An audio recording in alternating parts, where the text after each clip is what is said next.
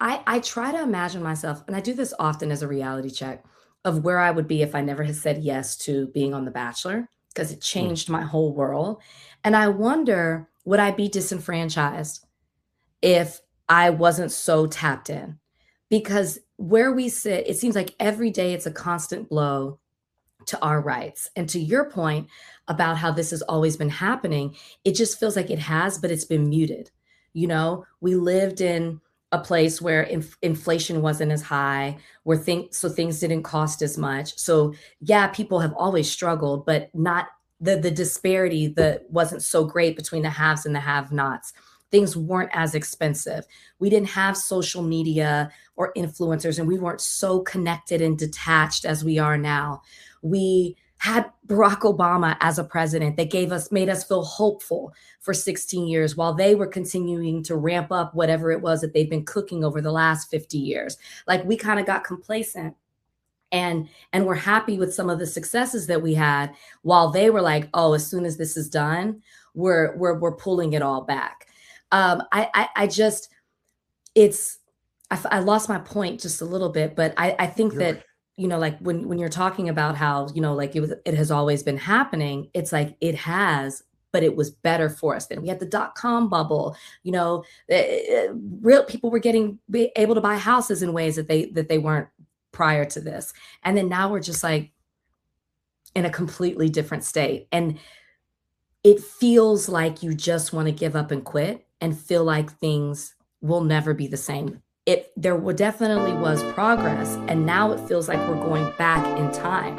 It's like, so Hey there, I'm how Jarrett do Hill. Welcome you to the Jarrett Hill encourage Show. We've people got a to stay fantastic connected, interview to for not you give this up, week that I'm to really realize that you grateful have for to you to be fight able to harder see. than We've got ever Rachel because we're going Lindsay, backwards who you may instead of know going from Higher forwards. Learning or The Bachelorette I or don't know. from the And we various still have other 2 more years places of we this see her administration. around media. I We're going to get into the thing that I she's feel never like said as you're before, saying that, which my mind I, is as changing an about it interviewer or actually. producer, I think I love. want to stop We're using also going language to hear the about thing that she finds that going backwards. people think Okay. she's really good at that she's I say that not, because I remember being in which divinity surprised me. school I and our would have professor expected her talked to to be us good at this, and she kind about of explained progress-oriented why narratives. She was people think saying that. We're going to get how into she we feels use about language Spencer Pratt. about and This also is media happening in real literacy. Shout time, out to so my forgive me. journalists I out have there. other Yeah, questions I'm supposed to be interesting. having. But Spencer Pratt versus I Karen Bass and the Los Angeles I mayor's remember race, her which saying like we obviously would is say impacting like, us oh, it's here in Los 2026. Why Angeles would you quite a do bit. this And thing, then right? And like really getting into the and heavy topics as of how if taking a shot time can make means you that better things at your should change job. or You're things not going to will want to eventually miss that change, as either. opposed to Our conversation with the Rachel example that she Lindsay used, is like this there are week's Quakers JQ&A. and Amish folks who don't have running water in their home or who, Hmm. ride a horse every day and those kinds of things. And you're like, oh my God, that's like from another time. And it's like, actually, it's right now because these people have been doing this for generations, right? And she's like, we do this thing where we will say, because so much time has passed, a thing should have evolved in a certain kind of way, Mm. as if that is universal. And I'm like, ooh, that like, it really fucked me up in divinity school. I Yeah. was like, oh my God, I do that all the time. And so now I'm Hmm. thinking about, we have this, I can't remember who said it, but I remember it coming out of Barack Obama's mouth. I think it might have been MLK saying like the long arc of history bends towards justice or something like that. And I'm like, I think it's important for us to always remember that like it requires our work to do that. And Hmm. like when I'm thinking about going backwards, it's like I think I want to stop saying we're going backwards because we are going forward in a way that we don't like, Yes. right? And I Yeah. think we're going forward because okay, when I was in divinity school, I was like, oh, I feel like I'm starting over. I'm starting all over again, and I was like, actually, I'm starting again. Like I'm coming into this process with everything that I brought with me, and in this moment Hmm. for the country, I feel like we are coming in this moment with everything we have learned now, Hmm.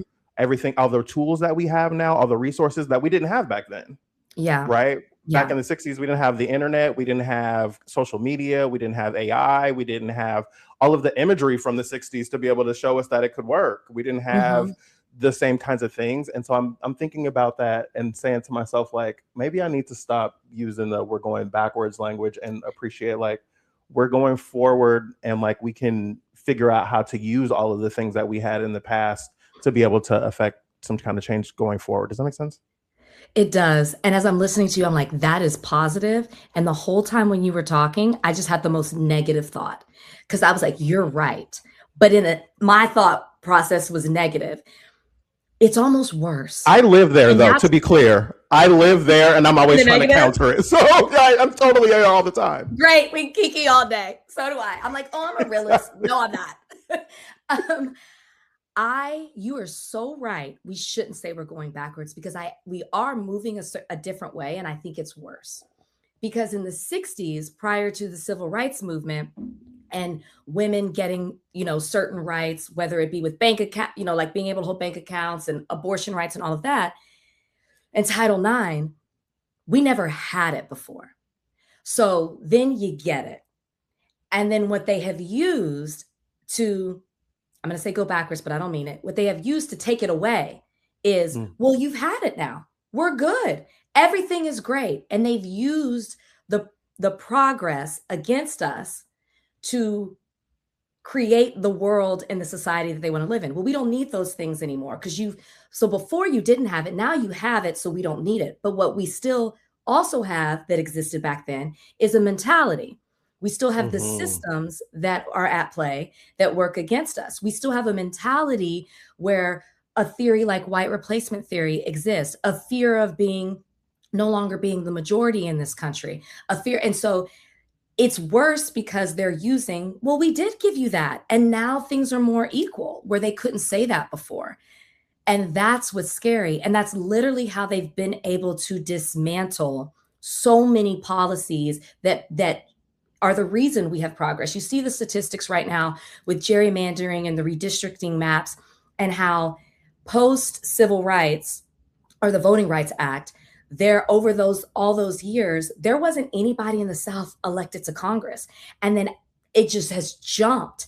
And now we're already seeing the decline just with the way the maps are. So it's like, now we're not going backwards, but we're seeing the decline. We're seeing you take away the progress. It's worse. It's worse. And I think this is like one of the things you want to talk about. I cannot imagine what it is to be a law student right now. When I was in law school, Barack Obama was elected. I remember I went to law school from 2008 to 2011 in Wisconsin, so close to Chicago. I was in Milwaukee. I remember voting for Barack Obama. I remember the feeling of watching the election, and I was around all in a room full of all white people. And when he was elected, there was kind of a silence, and I could feel the emotion creeping in because I was about to just burst into tears. And my roommate was Black, and I left and I ran to my roommate and we just held each other and we cried. That is how I went through law school. Very hopeful mindset. First Black president, so close to Illinois, Chicago, where he was from. It just felt so good. It's the best word I can use. To be a law student now and to see First Amendment being challenged and feels like it's being rewritten, the 14th Amendment being challenged in a certain way, laws being rewritten. I had so much, I revered the Supreme Court. Like my dad is a federal judge on the district level. I just had so much respect for the Supreme Court and what they represented in this country. They have the policy to change and correct things. We've seen that so many times. They are supposed to be bipartisan. It's supposed to stop with them. So if things go too far, they fix it. And now it's such a joke. And I just can't imagine being a law student right now and seeing things that have been, or just seeing things being misinterpreted for political gain, for personal motive, and just a total disrespect of something that you dedicate your life to for 3 years and beyond, just thrown out the window. I would probably quit law school. I'd say, what's the point? The law doesn't mean anything. If you can change things, it's supposed to be black and white. They call it the black and white letter law, all void of any kind of emotion. That's not what we're currently seeing in our society. So how do you respect the law or the process or any of it? How do you challenge what's happening in this country? You can look at what's happening with the Virginia Supreme Court. They're at a standstill right now because they struck down their redistricting map over a procedural error. Okay, well, the only way to challenge it is to find a federal question or to get some kind of appeal from the Supreme Court. Well, what is the Supreme Court going to do? Knock it, make sure that it aligns with whatever Trump wants. So where are we in this society? It's okay. I'm going on a rant. Sorry. No, I mean, That's my I day feel this off. way. I feel this way about being a journalist, though, right? Like, I find myself encouraged talking to journalism students, but I don't do it enough because I'm not teaching right now. I've been a professor in journalism school at USC, but I haven't been there in a couple of years, and so like I'm not seeing like the hopeful students, and I'm hoping that they're still there, right? Because I know that there are less students. I know it's a smaller cohort and all of those things, and like the way that you're talking about the law is how I'm thinking about journalism. It's like, girl, what's the point? Can I ask y'all got it? You know? Yeah. How do you feel? Because I find this fascinating. You know, I mean, obviously, I grew up studying law, or you know, as far as my education, but journalism. But I tapped into entertainment reporting with Extra. How do you feel? There's such a robust conversation on social media that I feel like people don't get tired of.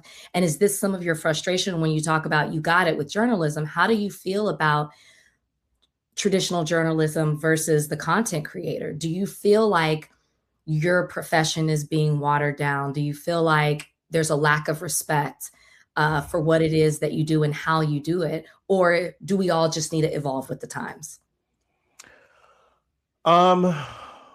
Okay, so that was not a question. Sorry. No, I'm kidding. This has been a long-standing conversation. When I was president at NABJLA, the National Association of Black Journalists here in Los Angeles, we worked on legislation for the state of California that was about press freedoms during uprisings. We talked a lot about George Floyd and the way that we saw uprisings in 2020. And so like journalists weren't being allowed to enter some of the spaces where protests were happening. And so our coalition of leaders of different journalism organizations came together to fight for legislation about getting press freedom in those spaces so that we could cover these riots and the uprisings and fights and protests and all the different things. And one of the challenges was defining journalist, because the police will say that activists can't have access here, but journalists can. And my black ass showing up with anything black on my shirt makes me look a lot more like an activist than a journalist to you, police officer, right?